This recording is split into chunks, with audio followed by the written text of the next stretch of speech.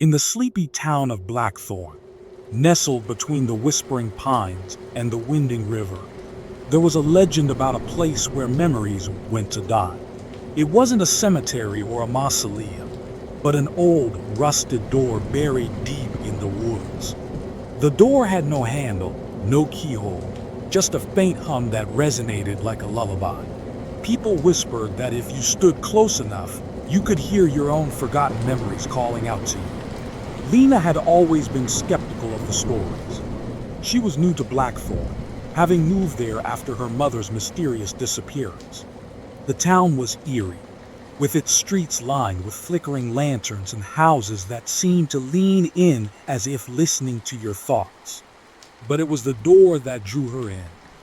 One night, under the light of a blood moon, Lena decided to find the door. She followed the hum, her feet crunching on leaves as the forest grew thicker. The air smelled of decay and something sweet, like rotting flowers. When she finally found it, the door looked smaller than she imagined, no taller than her waist. She pressed her ear against it, and the hum stopped. "Lo," she whispered. The hum returned, louder this time. Lena felt a tug, as if something on the other side was pulling her. She stepped back, but her feet felt rooted to the ground. The door creaked open, revealing a dim light that pulsed like a heartbeat. "Come and see," a voice whispered. It wasn't a voice at all, but a chorus of voices, soft, melodic, and haunting. Lena hesitated, but the pull was irresistible. She stepped through the door and into a room filled with floating orbs of light. Each orb glowed with a soft, blue hue, and as she reached out to touch one, she saw a memory unfolding inside. It was her mother's memory. Lena's heart raced as she grabbed the orb, her fingers passing through it as if it were smoke. The memory played like a film, her mother standing in a kitchen, laughing, and then screaming. A shadowy figure loomed behind her, its face a blur. Lena's breath caught as the memory vanished, leaving her stunned. "More?" the voices asked. She nodded, and another orb drifted closer. This one wasn't hers.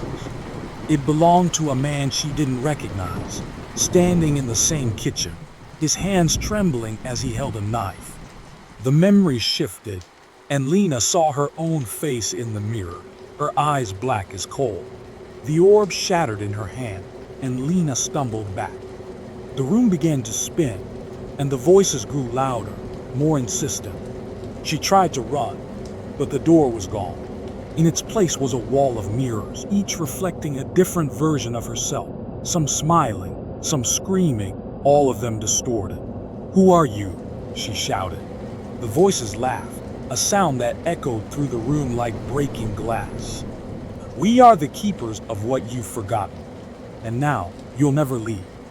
Lena pounded on the mirrors, but they didn't break.